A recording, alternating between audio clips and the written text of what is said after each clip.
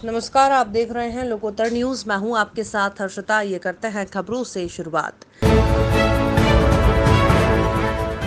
इंदौर से Bhopal state hangar helicopter से remdesivir injection के 32 बॉक्स आज पहुंचे हैं। वहीं भोपाल स्टेट हैंगर पर एसडीएम उमराव मरावी और एसडीएम मनोज उपाध्याय ने रेमडेसिविर इंजेक्शन को खाद्य सुरक्षा विभाग के अधिकारियों की निगरानी में रवाना कराया। भोपाल कलेक्टर अविनाश लावनिया ने बताया कि प्रोटोकॉल के हिसाब से लोगों को जितनी रेमडेसिविर इंजेक्शन जरूरत है वो उनको दी जाएगी। प्रदेश को आज प्राप्त हुई रेमडेसिविर की इस खेप को शासन द्वारा 7 संभागों के मेडिकल कॉलेज और स्वास्थ्य विभाग में आवश्यकता अनुसार वितरित किया जा रहा है।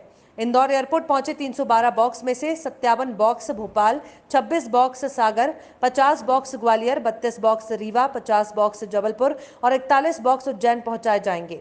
रेमडेसिविर की इस खेप में इंदौर को 56 रेमडेसिविर इंजेक्शन के बॉक्स प्राप्त होंगे, जिनमें से 17 box Indore medical college, 5 box Khandwa medical college और 34 बॉक्स इंदौर स्वास्थ्य विभाग को दिए जाएंगे। इस दौरान डीआईजी इरशाद वली ने बंद का सख्ती से पालन करने को कहा। उन्होंने कहा, अनावश्यक न घूमे। पहले जन सामान्य का सहयोग मिला था, पर अब लोग अनावश्यक रूप से निकल रहे हैं। उन्होंने कहा कि लोग घर पर ही रहें, वरना उनके विरुद्ध कार्रवाई भी होगी। बिना वजह तो सभी लोगों से अनुरोध है, आपके परिजनों से भी अनुरोध है, सब लोगों से अनुरोध है, कृपया करके अनावश्यक ना घूमें। अनावश्यक घूमने से अपने लिए भी समस्या बढ़ाते हैं, दूसरों के लिए भी समस्या बढ़ाते हैं। लगातार सख्ती से हम लोग प्रयास करें, क्योंकि जो भी ये कंटाइजियस डिजीज़ है, इसमें जो इन्फोर्समेंट करा रहे हैं उन लोगों पे भी उतना ही खतरा रहता है जितने कि इन्फोर्समेंट जो उल्लंघन करने वाले लोग हैं। इसलिए जो है सब लोगों से अनुरोध है, कृपया कर करके जन सामान्य का जो है अच्छा हम लोगों को पहले सहयोग मिला था। अभी जो है कई लोग बहुत ही ज़्यादा अनावश्यक तरह से निकल रहे हैं। आप सबसे अनुरोध है, घर में रहिए, नहीं तो आपके विरुद्ध कार्रवाई होगी। यस, आज भोपाल में जैसे परसों भोपाल में एक बड़ी मात्रा में रेमडेसिविर इंजेक्शंस प्राप्त हुए थे, ऐसे ही आज पुनः रेमडेसिविर इंजेक्शंस भोपाल में प्राप्त हो रहे हैं। एंड मैं फिर कहना चाहूँगा कि प्रोटोकॉल के तहत जितने लोगों को रेमडेसिविर की आवश्यकता है उतने इंजेक्शंस लगातार सरकार उपलब्ध करा रही है।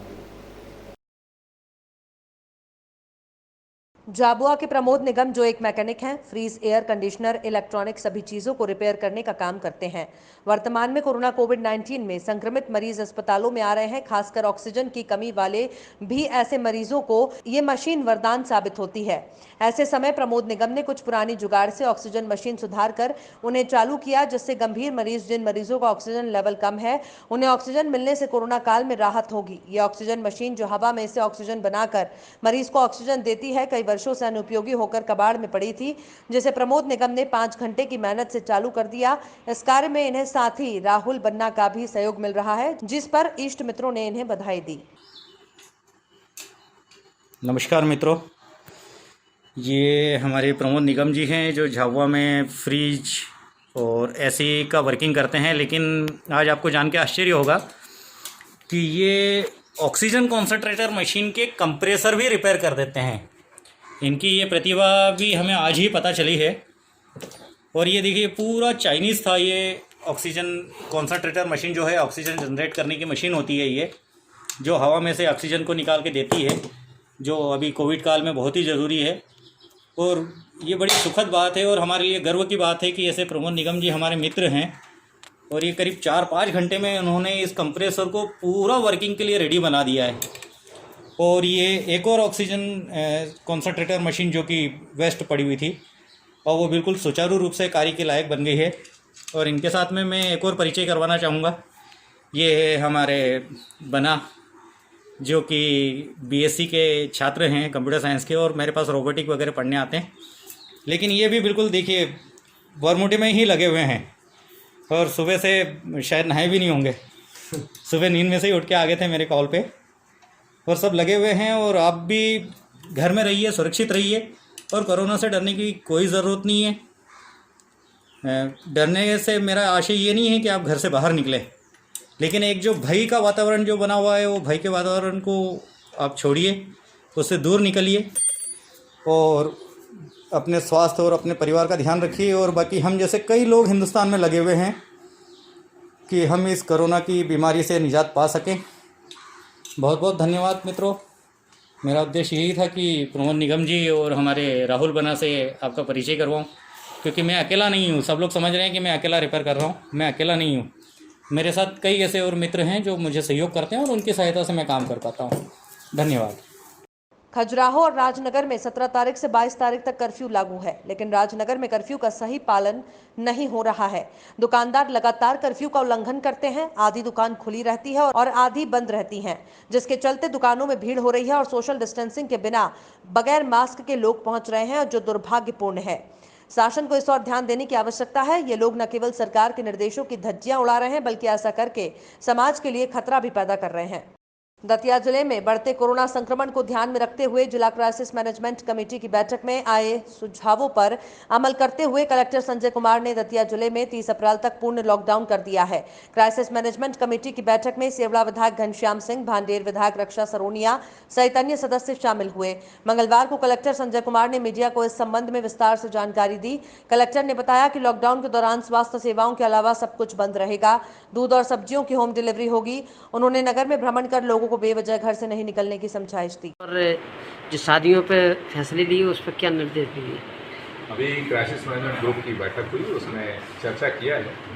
आज माननीय मुख्यमंत्री जी ने कुछ नए निर्देश दिए और चिंता यही है कि संक्रमण की गति को जल्दी से नियंत्रित किया जाए। कोरोना कर्फ्यू ऑलरेडी लागू है, तो उसके इम्पैक्ट को, उसके प्रभाव को और अच्छा बनाया जाए, ज़्यादा तेज़ गति से उसका नियंत्रण किया जाए संक्रमण का। उसके लिए कुछ निर्णय लिए कि अभी जिन कारणों से भी लोग अभी घरों से निकल रहे हैं, उन कारणों को कम किया जाए कि उन्हीं सीमाओं से लोग आते हैं और उन्हीं से जाते हैं, तो उस पर ज़रूर हम अलग से सील तो नहीं बोलेंगे, बट निगरानी नाका जरूर है जी। स्वास्थ्य कारणों से और कुछ उपार्जन वगैरह के कारण, उसके कारण से लोग घर से निकले। सब्जी दूध आदि हम उनके घर तक पहुँचाएँ, ऐसी व्यवस्था की है। तो केवल जो है वो चिकित्सीय कारणों से या किसान जो है वो अपने माल को बेचने के लिए बेचने लगी होगी, और तमाम कारणों से जो लोग घरों से निकलते हैं वो ना निकले तो बेहतर, क्योंकि कड़ाई करेंगे हम कल से, जो है वो बहुत ही सख्त कड़ाई होगी। दतिया नगर और दतिया जिले को सुरक्षित रखना, कोरोना के संक्रमण को हुए अपने तमाम महत्वपूर्ण कामों को भी टाल दें और फिलहाल अपने घरों में रहें। केवल स्वास्थ्य कारणों से अगर इलाज करना है या दवाई लेना है तो निश्चित तौर से उनको जाना होगा। तो ऐसे बहुत ज़रूरी कामों से निकले, शेष काम टाल दें और अपने घरों में ही रहें। सब्र करने का टाइम है, तो इसका संक्रमण का दर है वो कम होगा और स्थिति बेहतर हो जाएगी। सर, ये जो पिछली बार हुआ था तो सीमा से जो लोग आते थे उसका एक चेकअप होता है, और चेकअप के बाद फिर उन्हें अगर है कोरोना तो उन्हें छूटे हैं। अब ऐसा नहीं है सर, सीमा से जो लोग आते हैं डायरेक्ट कर लेते हैं, तो इससे भी सर फर्क पड़ता है। तो इसके लिए क्या व्यवस्था करेंगे? सीमा पे अभी चेक पोस्ट लगाया है 4 जगहों पे, लेकिन जैसा आप जानते हैं कि दतिया का सिचुएशन ऐसा है कि सीमाएं कई जगहों से, मतलब आने जाने का रास्ता तो अनगिनत है। तो पूछ करके दूध देना जो है उसमें क्या है कि हमारी स्ट्रेटजी है कि लोग बाजार तक न जाए। बाजार अगर लोगों तक चला जाता है, उनको सेवाएं मिल जाता है, उनके घर पे आपूर्ति होती रहे जरूरी चीज़ों का, ये जरूरी है। और अगर हर आदमी एक दुकान। दमोह विधानसभा उपचुनाव के लिए जैसे ही मतदान हुआ, उसके एक दिन बाद कलेक्टर ने जिले में कोरोना कर्फ्यू लगाने का आदेश जारी कर दिया। प्रसिद्ध धार्मिक स्थल जागेश्वर नाथ धाम बाकंदपुर में कोरोना संक्रमण और कोरोना कर्फ्यू का असर सोमवार से साफ नजर आया। जागेश्वर नाथ मंदिर में हजारों श्रद्धालु भगवान के दर्शन करने पहुंचे थे। श्रद्धालुओं की संख्या काफी कम रही। रात्रि 10 बजे से कोरोना कर्फ्यू लग जाएगा। इसके बाद मंदिर के पट भी आम लोगों के लिए बंद रहेंगे। इसके बावजूद भी सोमवार को भक्तों की संख्या नगण्य रही। मंदिर में जितने भी भक्त पहुंचे थे उन्होंने मास्क लगा रखा था। वहीं मंदिर परिसर के सभी मंदिरों के अंदर जाने पर प्रतिबंध था। मंदिर प्रबंधन कमेटी द्वारा सभी मंदिरों के बाहर रस्सी बांधी गई थी, जिससे भक्त बाहर से ही भगवान के दर्शन कर पा रहे थे। अब कोरोना कर्फ्यू लग जाने के बाद मंदिर के पट भी आम लोगों के लिए बंद रहेंगे और सिर्फ पुजारी ही भगवान की पूजा कर सकेंगे। मंदिर में जो भी भक्त पहुंचे उनका एक ही कहना था कि कोरोना संक्रमण लगातार बढ़ रहा है, इस वजह से लोग दहशत में हैं और सामूहिक रूप से एक जगह पर एकत्रित होने से भी बच रहे हैं। कोरोना के चलते हुए मंदिरों में रुकावट के लिए किया था। कपाट बंद तो नहीं है, दर्शनार्थी बाहर से दर्शन कर रहे हैं और इसी कारण से यहाँ शांति बनी हुई है। लोग बाहर से नहीं आ रहे, इसका भय है आदमी के अंदर, इस कारण से यहाँ दर्शनार्थी बहुत कम आ रहे हैं। मंदिरों के अंदर प्रवेश वर्जित है? हाँ, मंदिर के अंदर प्रवेश बंद है अभी। आयोजित किया गया है, रोका गया है। कोविड महामारी की समस्याओं से जूझते विधानसभा क्षेत्र महाराजपुर के नौगांव सामुदायिक स्वास्थ्य केंद्र को 10 लाख रुपए में निम्न सामग्री क्रय की जाएगी। बेड, पलंग, oxygen concentrator, multi para monitor, oxygen cylinder, आवश्यक दवाइयां, कोविड संबंधित सामग्री। महाराजपुर विधानसभा में इलाज के अभाव में किसी भी व्यक्ति की जान नहीं जाएगी। जो कमियां हमें स्वास्थ्य विभाग द्वारा बताई गई थी, उन कमियों की तत्काल पूर्ति के लिए अपनी निधि के द्वारा 10 लाख रुपए स्वीकृत किए हैं और महामारी से निपटने के लिए यदि और भी जरूरत पड़ेगी तो हम और राशि भी देंगे, लेकिन अपने विधानसभा परिवार के किसी भी सदस्य को इलाज की कमी नहीं होने देंगे। प्राथमिक स्वास्थ्य केंद्र महाराजपुर, प्राथमिक स्वास्थ्य केंद्र हरपालपुर, अलीपुरा, गरौली, कुर्राहा, गढ़ीमलहरा, लोगासी सभी स्वास्थ्य केंद्रों की व्यवस्थाओं को दुरुस्त किया जाएगा, जिससे कि आम जनता को किसी भी प्रकार की परेशानी ना हो। इस मौके पर क्षेत्रीय विधायक नीरज विनोद दीक्षित क्षेत्र की जनता से आग्रह किया कि इस संकट की घड़ी में सभी लोग अपने परिवार का और स्वयं का ख्याल रखें और बिना मास्क लगाए बिना काम के सड़कों पर ना निकलें। मैं doctor Ravindra Patel, DMO Naugaon. Sir, क्या क्या खरीदने वाले विधायक निधि से जो 10 लाख रुपए की राशि आई है? विधायक जी के माध्यम से मुझे फोन पर चर्चा होने के बाद उन्होंने बताया कि मेरे द्वारा सामुदायिक स्वास्थ्य केंद्र एवं संपूर्ण विधानसभा महाराजपुर और ब्लॉक नौगांव के लिए अपनी स्वयं की विधायक निधि से 10 लाख रुपए कोविड से संबंधित अति आवश्यक सामग्री के लिए दान दी जा रही है। क्या क्या सामग्री इसमें खरीदी जाएगी? इस राशि के माध्यम से मेरे द्वारा कोविड आईसीयू के bed, oxygen concentrator, multipara monitor एवं इसके अलावा जो भी अति आवश्यक दवाइयां हैं उनकी खरीदारी की जाएगी। सर, कोरोना वायरस से निपटने के लिए क्या क्या तैयारियां और की गई हैं? कोविड वायरस से निपटने के लिए सबसे पहले तो यही जनता से मैं अपील करता हूं कि एक दूसरे से दूरी बनाए रहें, मास्क लगा के रखें, घरों से ना लिखें, लॉकडाउन का पालन करें और जो भी सैंपल दे रहे हैं और जिनके यहाँ बुखार हो रहा है वो अपने आप को होम आइसोलेट कर ले 3 दिन। रिजल्ट के इंतजार तक वो एक दूसरे से ना मिले, ना घूमें। महाराजपुर विधानसभा में सर जो आपने राशि दान की उसके किस तरीके का उपयोग होगा जनता के लिए? हमने जो विधायक निधि की राशि दी है उससे अस्पताल में बेड, ऑक्सीजन सिलेंडर, ऑक्सीजन मशीनें, मॉनिटर, जो भी इस कोरोना से जरूरती दवाइयां होंगी, जो भी चीज समझ में आएगी वो उपलब्ध कराई जाएंगी।